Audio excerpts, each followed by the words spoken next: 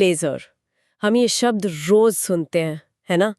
दुकानों में, अस्पतालों में, आजकल तो दफ्तरों में भी। हाँ बिल्कुल, बहुत आम हो गया है। पर क्या हमने कभी सोचा है कि ये रोशनी की पतली सी किरण आखिर है क्या चीज और चलती कैसे है? सही सवाल है। इसका पूरा नाम भी तो देखिए। विकिरण के उद्दीप्त उत्सर्जन द्वारा प्रकाश प्रवर्धन, light amplification by stimulated emission of radiation. सुनने में ही कितना शक्तिशाली लगता है। हाँ, नाम में ही उसकी कार्यप्रणाली छिपी है और वाकई 20वीं सदी का एक बहुत बड़ा आविष्कार है ये। तो आज का अपना मिशन यही है कि इसके पीछे का जो विज्ञान है, इसके बनने की कहानी और इसके जो इतने सारे उपयोग हैं उनको समझें। कोशिश करेंगे आसान भाषा में। बिल्कुल, चलिए शुरू करते हैं, परतें खोलते हैं इसकी। तो सबसे पहले ये लेजर की रोशनी हमारे घर के बल्ब या ट्यूबलाइट की रोशनी से अलग कैसे है?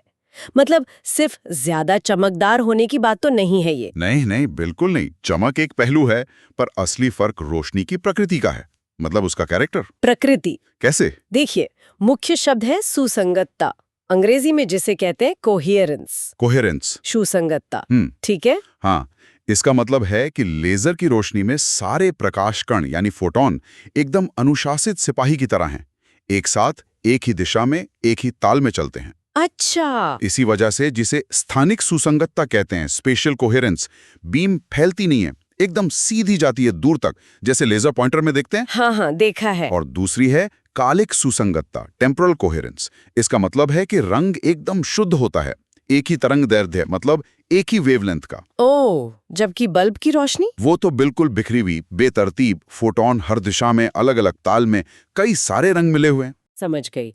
तो ये अनुशासन, ये एक ही ताल में चलना, ये होता कैसे है?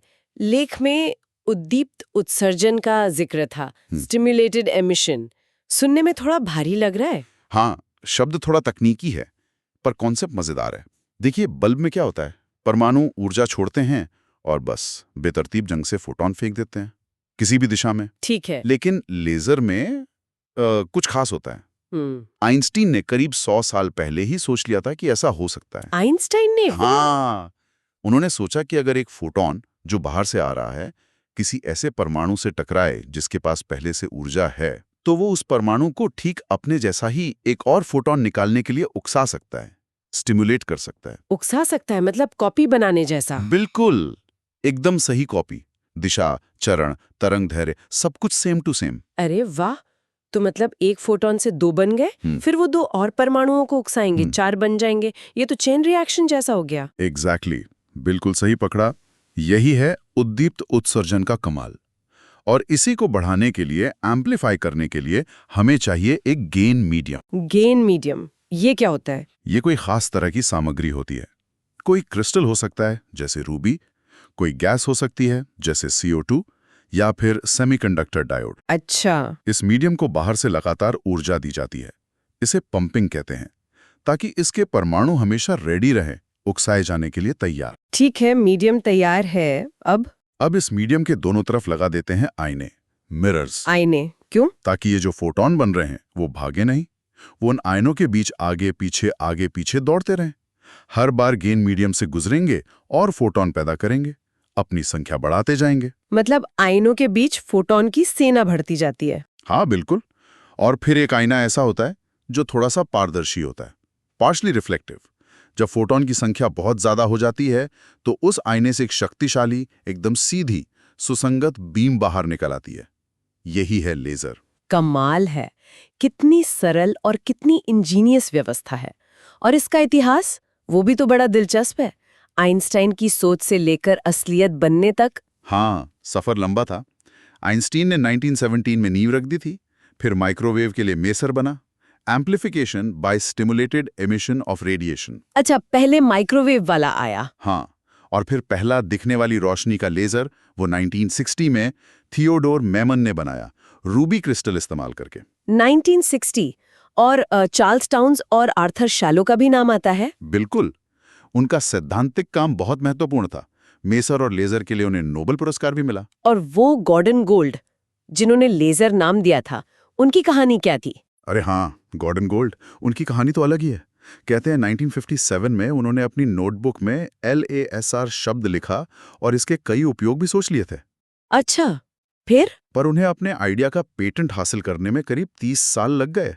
बेल लैब्स जैसी बड़ी कंपनियों से लंबी कानूनी लड़ाई चली। 30 साल एक आइडिया के लिए? हाँ, आखिर में वो जीते और उन्हें कई महत्वपूर्ण पेटेंट मिले। सोच कर ही अजीब लगता है। और आज देखिए, लेजर कहाँ नहीं है। लेख में CO2 गैस लेजर का जिक्र है, जो फैक्ट्रियों में कटाई वगैरह के काम आते हैं। बिल्कुल, इंडस्ट्रियल कटिंग और वेल्डिंग में बहुत इस्तेमाल होते हैं। फिर हैं सॉलिड स्टेट लेजर, जैसे NDYAG। ये मेडिकल सर्जरी में, खासकर आंखों की, और इंडस्ट्री में भी काम आते हैं। और वो जो सबसे ज्यादा दिखते हैं शायद, छोटे वाले? हाँ, आप सेमीकंडक्टर या डायोड लेजर की बात कर रही हैं। वो तो हर जगह हैं। CD, DVD प्लेयर में, बारकोड स्कैनर में, फाइबर ऑप्टिक इंटरनेट में, लेजर पॉइंटर्स में, सब में वही तो हैं। सच में, उपयोग तो लगता है गिनते गिनते थक जाए। सुपरमार्केट स्कैनर से शुरू हुआ था शायद 70 के दशक में। हाँ, 1974 में पहला बारकोड स्कैनर, फिर CD प्लेयर आए 80 के दशक में। फिर तो लिस्ट लंबी होती गई। आंखों की सर्जरी, लेसिक, धातुओं को काटना, जोड़ना, वैज्ञानिक रिसर्च में अनगिनत उपयोग, और हाँ, मनोरंजन में वो लेजर लाइट शो। कमाल है, कितनी तेजी से ये तकनीक हमारी जिंदगी का हिस्सा बन गई। वाकई, इसकी पहुंच सच में हैरान करती है। लेकिन एक बात और, इतनी शक्ति है तो सावधानी भी जरूरी है ना? हाँ, ये तो है। सुरक्षा का पहलू भी जरूर देखना चाहिए। बिल्कुल। लेजरों को उनकी शक्ति और उनसे होने वाले खतरे के हिसाब से क्लासिफाई किया जाता है, क्लास 1 से क्लास 4 तक। क्लास 1 मतलब? क्लास 1 वो हैं जो सामान्य उपयोग में बिल्कुल सुरक्षित हैं, जैसे CD प्लेयर के अंदर का लेजर। क्लास 2 होते हैं आम लेजर पॉइंटर। वो भी अगर सीधे आंख में ना मारा जाए और आंख झपकने का जो स्वाभाविक रिएक्शन टाइम है, उतने में नुकसान नहीं करते। अच्छा, और उसके आगे? क्लास 3 और खासकर क्लास 4 ये बहुत शक्तिशाली होते हैं।